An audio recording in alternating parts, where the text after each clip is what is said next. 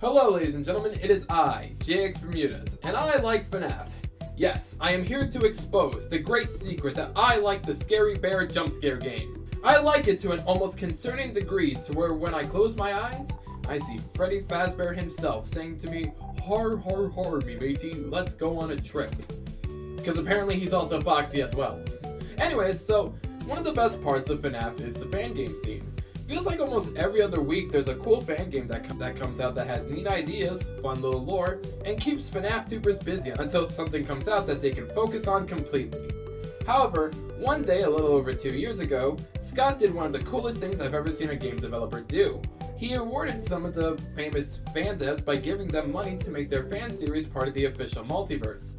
The series included One Night at Flumpty's, The Joy of Creation, Pop Goes, Five Nights at Candy's, and a new original concept for the Fanverse itself, a reimagined remake of the first FNAF game named FNAF Plus. All of these games would be coming to consoles and would each be given new games in their series, funded by Scott himself, and bundled onto consoles and ported over to mobile. Ever since this announcement though, the Fanverse has been going through so much, and I decided I was interested in it enough to get off my ass and make another YouTube video. In this video, I'll basically be going over the last 2 years of the Fanverse. I'll be tackling it via sections though. So first, I'll go over the game series by themselves and what has come from them since the Fanverse started. Some of the unfortunate controversies that the Fanverse has been the victim of, and the merchandise that has been confirmed for the Fanverse ever since. A lot of this stuff will be shortened since I don't want this video to go on forever, and I will be giving my opinion on every section, so this doesn't become me vomiting information at you that you might already know. And I'll try my best to stay positive since I feel too many Fanverse videos have focused on the negative. So let's switch it up a bit and show how special this initiative truly is. Let us start with the first series to truly come out with stuff, One Night at Flumpty's.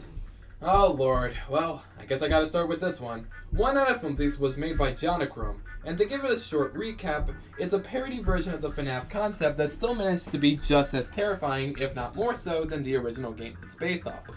With an art style unique to itself, a comedic style that remains charming to this day, and a genuinely well thought out gameplay loop, it's no surprise these games have become as popular as they did. And so, because it was an original concept and it was very popular, it was one of the games that Scott chose. Now, one thing that was interesting about this is that this gave One Night at Flumpty's another chance at a third game. It was originally going to get a game called One Week at Flumpty's, but for many reasons, including the fact that the creator of Flumpty's has quite the love-hate relationship with the series, it got cancelled. However, he agreed to Scott's offer and got to work making One Night at Flumpty's. The series was out as the first series to actually have stuff come out after the announcement, with the mobile ports being released and One Night at Flumpty's 3 being the first original to the Fanverse game to come out. Interesting fun fact. According to John in his commentary of FNAF 3, this game was already done when the initiative was announced, or at the very least sometime after it's announced. He just wanted to wait until the ports were done to release it. However, some convincing was done and he released it on Halloween of 2021, where it was met with a lot of praise. Okay, here's where the positive ends for this one, folks. So, to spoil one of the controversies in the controversy section of this video, John here became one of the most controversial figures of the entire Fanverse. See, my guy decided that 13 was the new 18 and dated a girl of that age for almost 5 years. This came out and needless to say, many people were appalled and very disappointed in the news. John would leave the internet and has not come back since, though he's apparently been planning on it, but let's all just hope he doesn't act on that plan. Anyways though, this has made One NAF's place in the Fanverse be up in the air. It seems the merchandise has been cancelled since a leak of the U-Tunes figures had Flumpty figures as a part of it. But when the 3 U-Tunes for the Fanverse were announced, Flumpty's was nowhere to be found. The only thing that seems to be up in the air right now is the One Night at Flumpty's collection. I'm sure many discussions have been had for what to do with that thing since, according to Kane Carter, who has pretty much become the self-appointed figurehead of the initiative, Scott could kick John out of the Fanverse, but he wouldn't keep the rights to Flumpty's. So it seems right now we'll have to wait and see what happens. It's a shame because quite a lot of people put hard work in that collection. Hell, Fiznom, someone we'll talk about later, even took some time off FNAF Plus to work on the ports. If I had to guess, the collection might be the only thing that'll happen going forward, simply because of how much work has gone into it. But that remains to be seen. Yeah, I know, not a very good start for the Fanverse, but it's not their fault. If someone's keeping their dirty laundry in the closet, you can't really fault the initiative as a whole. But enough about that. Let's go on to the next series. Pop Goes! Pop Goes, made by Kane Carter, is quite a unique take on the FNAF gameplay. Instead of it being a prevent yourself from being jump scared fest, it's instead a game of multitasking and preventing yourself from an anxiety attack. So out of all of the FNAF fan games, I'd say it has the most true to life when it comes to working at a job. Which is funny cause in the lore, you're not even a person, at least in the original game. Why do I say original game? Well, because the project it's gonna have in the Fanverse is Pop Goes Evergreen, a reboot of the original Pop Goes games that takes the original concept, remakes the lore to be a lot more interesting and thought out, and remixes it so that even if you've played the original, you're getting something completely different. Pop Goes is my personal favorite series of the ones here. In fact, the new Pop Goes Arcade is flat out my favorite FNAF fan game now. Or FNAF original game made by a fan? Are they really fan games if they're intentionally endorsed and funded by the guy who made the original games? I mean, I know it's called the Fanverse, but that's more of a thing about where these games originate. I'm going off topic. Anyways, Pop Goes Arcade 2022 is actually the first thing on the Fanverse not to just get released, but actually be listed on Steam as its own. On its own. And one thing Kane and his team were so nice to do is that they actually made an incentive to buy the Steam version. Oh yeah, I failed to mention this, but most of the fan games would be released free on GameJolt, but the ported versions on consoles and mobile would be paid for, just like with UCN and Pizzeria Simulator. The incentive in this case was that you were getting two games. It has the original Pop Goes in the Dead Forest and the expansion Pop Goes and the Machinist. Both of these games are so fun. Yeah, they have pretty simple RPG combat, but the charm of the world, the cleverly hidden secrets, and just how much content there is to enjoy for about $4.99 makes this game one I've grown to adore. Even if 200%ing the Machinist made me pull my hair out because I didn't realize the jukebox was part of completion, and I'm big dumb and fought the final boss 4 times to check my percentage when I could have just pressed the pause button. Yes, I am dumb, and yes, you can laugh at me. But ever since Arcade has come out, there have been plenty of teases for Evergreen and updates that make it look like it's truly going to be a great experience. So, hey, our first positive section of the video. I told you this was going to be a very different video on the Fanverse. Let's go on to the next game. Five Nights at Candy's. This is where the sections are going to become shorter because from this point on, none of the content made specifically for Fanverse has been released yet for these series. In fact, this series in particular has some of the least updates when it comes to the original games made for the Fanverse.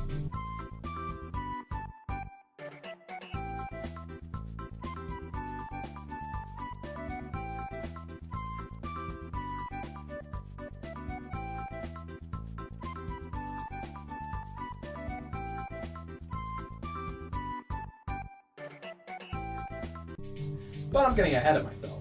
Five Nights at Candy's, made by Emil Mako, is one of the most famous fan games ever. In fact, it's so famous, Candy the Cat was a character popular before the first game even came out. Yeah, remember when Candy was a freaking hoax character? Hard to believe that same hoax character is now an official part of the FNAF multiverse. These games are well known for having great animatronic designs and gameplay that act as interesting variants to their counterparts from the main FNAF series. While only the first FNAF game full-on plays very similarly to its counterpart, 2 and especially 3 are quite the departure. Anyways, FNAF 4 is the game that's going to be made for the initiative, and it's going to be the final game in the series, seemingly. FNAF 4 was actually in the development for a while before even becoming a part of the Fanverse, so ain't that a funny way of showing how mysterious the world works. However, that's all she wrote for it. FNAF 4 is not completely void on updates, but Emil Mako, the creator of the series, has been a little more silent on the development of the game than the other creatives. So, there's not much to talk about in terms of original content for the Fanverse with Candies, but hey, this little look of the design of Candy himself is telling me that we're in for a wild ride. Next, Joy of Creation. This is the series I had the least amount of experience with. Fuck's sake, I had trouble getting footage of some of these games and damn it, this one was just not gonna work. My PC ain't strong enough. Joy of Creation, made by Nixon, is fascinating because it's the only pre-established fan series in the initiative to be based on the FNAF characters and world as a whole. What do I mean by that, since the events of FNAF are important to Pop Goes and Candy? Well, those are still games based mostly around original characters created for those games. Meanwhile here, we got variants of the main FNAF animatronics. Here, they're called the Ignited animatronics. This game is well known for its free roam gameplay and just how well made and visually impressive it is. The game that Joy of Creations was going to get is actually, in of itself, the bundle collection that all of the other games were going to get. Here, we're going Crash Bandicoot Insane Trilogy with this bitch, as this will be a compilation of remakes for three of the Joy of Creation games. Those being the original, Reborn, and Story Mode. Not a lot of news has come out about this collection since, because Nixon actually had an obligation to another game studio, so he couldn't put full time onto Joy of Creation until recently actually. So I'm sure soon we'll get updates, and I'm sure they won't disappoint. But for now, we're just gonna have to move on. FNAF Plus! This game is probably the most famous coming out of the fanverse right now, and the one that Scott is observing the most since it's a remake of his game. Fiznom, the main guy behind FNAF Plus, was approached by Scott to make this game. And let me just say, the apparent story of how this game happened is based as all hell. So, Fiznom created a game, right? That game was FNAF Open Source. It was a game based on FNAF 2, but with a lot of mechanics tweaked, improved, and full-on changed. However, this game remains one of the few fan games, especially popular fan games, to be taken down by Scott himself. I heard two stories of why this was the case. The first was basically, it was just a better version of FNAF 2, but for free. It had a lot of stuff updated for the better, and while yes, it's not exactly the same game, and people like, oh yeah, have made their plea for this game not being comparable to 2, doesn't change that someone could see this as FNAF 2 but better and not buy the official game. The second reason was actually one of the main things about the game, the open source. Open source basically means that anyone could have had the code for the game and could have done whatever they wanted out of it. So that was a big no-no for Scott, so the whole thing just had to be taken down. Anyways, Fiznom actually contacted Scott about the game being taken down, and apparently it became a conversation where at one point, Fiznom just aired out all the problems he had with the official FNAF games to Scott's face. On one hand, holy shit, that's ballsy. Imagine going up to a man and saying, actually, I thought your game was a 7 out of 10 and nothing more. And then imagine that same guy being like, I bet, you want a job? Anyways, FNAF Plus has had quite a bit of updates since, including videos showing the designs, a full short film that acts as a prologue to the game, teaser images, and it even has its Steam page released that has screenshots for the game itself. The game has had slight criticism thrown its way since some are quite mixed on the designs of the main animatronics, which from the get-go are a lot creepier than the base FNAF 1 animatronics. Well, first off, no shit, this is supposed to be a game that adds on to the original FNAF, and increasing the creepy factor would be a part of that. Though some have said that this makes them being children entertainers at all unbelievable. Fiznom actually addressed this, and as a result, on the Steam page, there's an image of them in their day mode where they look a lot friendlier. This game looks promising, but as of right now, the teasers are all we got for it. It's the only non-Flumpty game that doesn't have any merch announced for it. Intentionally though, since Fiznom has said he doesn't want any until the game's out. Which is fair, since the other 3 games are pre-established and FNAF Plus is a new thing. But that covers all of the games that were a part of the fanverse. One thing that should be noted is, once all these games are done, most of these developers will most likely be done with FNAF. John, even before, had already pretty much made it clear that he did not want to work on anything else FNAF related. Nixon is also most likely not going to be doing anything FNAF related after this is over, after he's done with Joy of Creation Ignited Collection. The other 3 are a little more up in the air. I'm sure if Scott asked them, they consider it. Hell, as of right now, Kane is the only one who has flat out said that if he were to be approached to make a sequel to Pop Goes after Evergreen, he would consider it. Kane has also even recently said that he and Emil might even get Chase and Ultraviolet to be a part of the fanverse.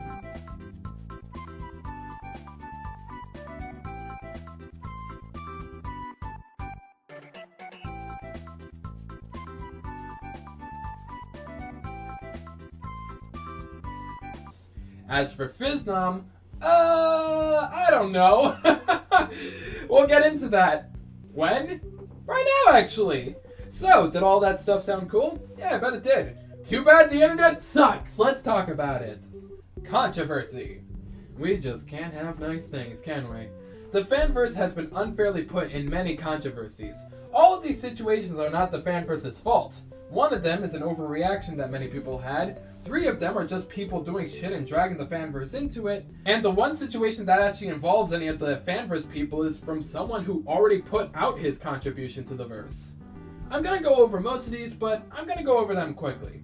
I'll give my thoughts on each one, of course, but I don't want to focus on it too much since arguably controversy has been the one thing the fanverse has had talked about the most when it comes to videos like this one. The first controversy was the Jonachrome situation. This, as stated earlier, is the only one that is flat out the fault of someone who was at one point in the initiative. See, Jonachrome, the creator of FNAF, decided one day, you know what, fuck it, those middle schoolers do be looking kind of fine. I can't believe I fucking wrote that. Anyways, and dated a girl who was 13 while he himself was in his 20s. This went on for a few years, and while it should be said that the relationship never went sexual, I feel like that's not a saving grace when the age gap is that large. No, seriously, we're talking this girl would be in middle school, while John would be in college. There's no saving yourself there, John. And so he didn't try. He wrote a response, people responded to that. The victim had a response that was pretty nice to John, not gonna lie, but it didn't change the internet's reaction much. John was quickly shunned off the platform. Kane would confirm that John told him this happened, and Fiznom would have the most vocal response of anyone from the fanverse, as he full-on had multiple tweets making fun of John for being the big file of pets. FNAF 3 would lose a lot of the popularity it gained. No, seriously, coverage of this game became basically nada. Look at any video about the game, and it probably came out before the news dropped.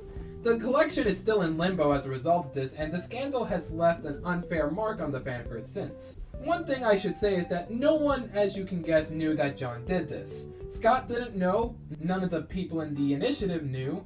This caught everyone off guard and left a hole in a lot of people's hearts that still hasn't been mended. I can only hope John gets the help he needs and chooses not to come back to the platform since the internet never forgets something like this. I guess for the sake of having all of my bases covered, there was one comment made by John since. It was a Polygon article that had him and other fanverse developers make comments, but this article is a whole mess in of itself, especially because it just becomes a big Scott made donation, Scott made bad hit piece. Fiznom didn't like Security Breach. No, it's not a secret that Security Breach's launch was a mess, and it's even less of a secret that the developer behind FNAF Plus, Fiznom, fucking hates the game. Like, really dislikes it. Like, my guy made a full call-out post on his twitter.com about how much he dislikes it. If Security Breach was a person, Fiznom would throw hands. Anyways though, some people didn't like that Fizz didn't like the game, and made it a bigger deal than it really should have been. Now, as for me myself, I don't care. I mean, if he didn't like a game, he didn't like a game. It doesn't ruin my life. I like Security Breach for what it is, but it's understandable why he wouldn't. Especially because, from what I hear, Security Breach gave him a fucking hard time. Now, with that said, I'll say that I do think he should have been more professional and discreet about it. It's not a good look to basically say that the brand you're working for fucking sucks. It looks real and professional and could get you in major hot water depending on the brand you're working for. I mean, just look at some of the people who worked on the Star Wars sequels. They fucking hated those movies, but they waited until they were over to express it. Of course, Scott wouldn't be the type of guy to kick Phil out of the fanverse just for not liking Security Breach, but my point stands if he ever gets into a situation like this again. I can't believe I'm about to agree with Def King here, but he actually made a good point that Markiplier and MatPat, both people who work with the FNAF brand, were a lot more discreet and professional about handling their disappointment in the final product of Security Breach. But other than that, I see this as people overreacting. If you're mad he didn't like the game, find something else to be mad about. If you're saying he should have handled it more professionally, then sure, I agree. But let's move on. Afton built. Ladies and gentlemen, this is a story that has a few lessons to learn. 1. Don't put all your eggs in one basket, because if you end up not getting the result you wanted, you may not recover. 2. Always communicate with the parties you're trying to do business with. This goes for both sides because this was a big issue. And 3. Never trust Def King. That'll be talked about more later. Afton Built was a game made by Gelatine and was in consideration for the fanverse. The game was in development for about 2 years, but one thing led to another and it was rejected by Scott. However, the creator took this a little too personally and aired out his grievances of this online, to where a lot of people saw where he was coming from since he stated that Scott was hard to contact, a sentiment that even some of the official people in the initiative can attest to since they've sometimes stated difficulties contacting Scott. But this guy was taking his bitterness too far, to a point where he would make multiple unfounded, unsupported, and clearly fueled by emotion claims about Scott and the fanverse in general. Oh yeah, and he broke an NDA. That he did in fact sign, so that wasn't a good look either and hurt him and his team.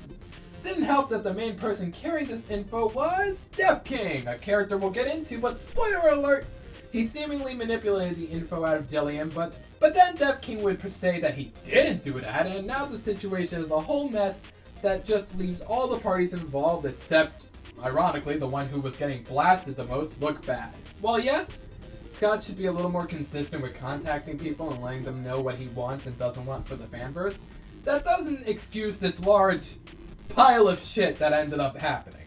This part of the video was honestly the hardest part to compile. Heck, it even shows with the fact that I haven't showed that many screenshots because it's just one of those he said, she said situations that kind of just becomes a big mess, and because this is a video about the fanverse in general and I kind of wanted to fast forward these controversies in general, I just wanted to say what roughly happened. So if this section was a little rushed, I apologize. But let's move on. The pair. Why do these get worse and worse? This one's a doozy. The pair was made by a few developers of certain fan games that were being considered for the fanverse. They all got drawn out though when said developers decided to be assholes. These guys were friends with some of the developers of the games actually in the fanverse, and they would get info from these friends who were just excited to share stuff from projects they were passionate about. These guys collected so much shit. Info on games where almost the entirety of some games were there, personal info of people working on the games, photos, names, Facebook accounts, all there to dump if any member of the pair were attacked. Apparently, these fuckers even had Scott's wedding photo. Thankfully, they were found out, but no one in the verse chose to comment since, of course, if they were exposed, the pair might actually dump all that info since they would have nothing to lose. However, they were all banned and removed from many parts of the community, and their teams were all informed of what happened. That is all I will discuss here. But needless to say, this controversy was one of the big straws that broke the camel's back, as after this, Kane would admit that Scott may no longer accept people into the fanverse. Now, it should be noted that at this point, no one besides the initial people had been added, and this is of course also Kane's word and not Scott himself. In fact, Scott himself never commented on any of these controversies, not even the Jonachrome one. And Kane has also said that it wasn't just the pair, but that the Afton build and the John situation might have influenced Scott's choice, but he's made it clear that people already in the fanverse could make plenty of great content for years to come, since he and Emil Mako all still had plenty of projects they'd be willing to do. However, one person decided to take Kane's word here and turn it into a whole mess in of itself. Def King! Name someone who's destroyed their credibility faster than this bozo. This 30-year-old man-child was one of the FNAF YouTubers who gained massive popularity in late 2021 and early 2022, alongside other YouTubers such as Yeah and Pastra. However, Def King will ruin all good faith and credibility he had instantly. So, Def King had made a video on the fanverse controversies, but the thumbnail was just a goodbye fanverse and the title was The End of the Fazbear Fanverse.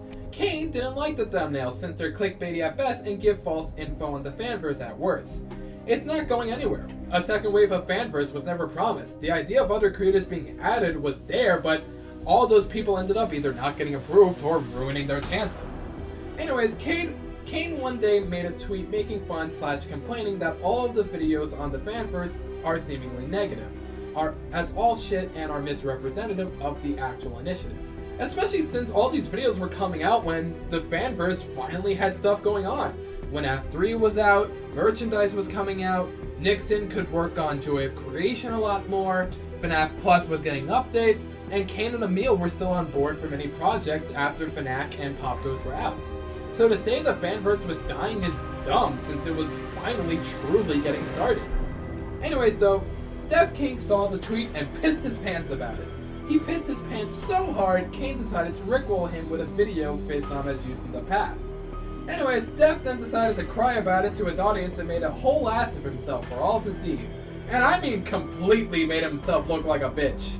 Like, my guy was practically crying in the corner, sucking his thumb, cause Kane Carter sniped him then dabbed on him in Fortnite. And he said a lot of shit. He even condemned Kane Carter to hell just cause he didn't like his thumbnails. Def then pretty much ruined himself. Friends disassociated with him, he was getting called out on all the other shit he had done. Kane himself even made an entire video responding to Def King. It was quite the thing to witness live, and the aftermath of it still be coming up now and again, as Dev King just can't stay in his lane. But enough about that. Let's leave controversy and talk about merchandise! This was one of the big things that was teased for Fanverse, but despite its teases, we had nothing to show for it for almost a year and a half. Hell, even when FNAF 3 came out, the idea of merch was still in the air. But now it has arrived, and by God, it is glorious. 2 waves of merch have been released for sale as of now, but with that said, only one is in our hands since the U-Tunes haven't been shipped at this time of making this video. But you know what we do have in our hands? The Funko plushies! Oh my God, I love these little fluffy shitballs. Look at these handsome lads, pure chads these guys are. I love these guys. So in these plushies we got Pop Goes, Candy, and 2016 Blake. Okay, yeah, let's talk about that since he's the big who, what, huh of this wave. Apparently, even Kane himself was caught off guard by Blake, especially since he was based on the 2016 version. Not only that, but he's a lot more limited than Pop Goes and Candy. In fact, I think he's impossible to get now, so, ugh. Thank God I got him when I did. Blake here is an enigma. Why was he included? Why is he the 2016 version? No one knows, but Merch Reviews Springs in their video reviewing these plushies had a theory that the third plushie was gonna be Flumpty. But since you know what happened, they cancelled and replaced it with a plush that would be easy enough to do. This would explain why it's of 2016 Blake, why he was so unexpected, and why he looks a little more rushed than Pop Goes and Candy. Either way, I love my handsome badger boy. Pop Goes and Candy are also great too. I love Pop Goes' little jacket, and it's neat how one half of it is its own thing while the other half is stitched to Pop Goes himself. It's a unique way of doing it, but I dig it. And holy shit, having Candy in my hand is so surreal. This dude was at one point a hoax character and now he's a plushie in my hand. I imagine these developers must be dying of happiness on the inside just from how surreal this must be. Yeah, I love these plushies. Definitely some of the best to come out from Funko, and I'm glad I hopped on these when I did, since 1, Blake was most likely going to be impossible to get after this, since if they do reprint him, I'm sure he'll be Evergreen Blake. 2, these guys right now were so in demand, GameStop didn't even have enough stock to get all the physical pre-orders. I barely got mine. But I'm glad I have them now, since in my room, they will be loved. And while I can't say much about the U-Tunes figures since they ain't out yet, they also look fantastic. Charming, cute, have nice poses, and that set even has Ignited Freddy. Look at him, he's so cute, and he's so real, and he's gonna be invading your home just like he does to Scott in his actual game. Stuff like this proves that even if the fanverse has been the victim of bullshit, it's all worth it to see these developers get the support they've deserved after so long. This is some of the coolest things, and this is one of the coolest things I've ever seen a developer do for their brand, and even if there were some rough spots and things that could have been handled better, I think in the end, it's worth it to get these awesome products, and to see the developers happy to see how far their franchises have come. It's inspiring too, since it shows that all you gotta do is just let your creativity be shown. Someone will notice. Never give up. Anyways, I'm Jax Bermudez, and I think 2 years later, the Fanverse has turned into something truly special, and I look forward to see what it has going forward. Have a great day or night on when you're watching this, and goodbye.